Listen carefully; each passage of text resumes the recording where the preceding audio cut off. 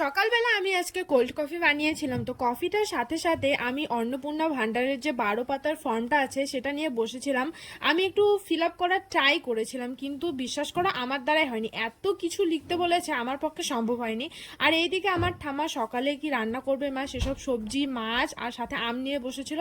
এই সিজনে আজকে প্রথম আমি পাকা আম খেলাম, তারপরে একটু পড়তে বসেছিলাম। কিন্তু এই গরমে তো একদম নাজেহাল অবস্থা বলা চলে।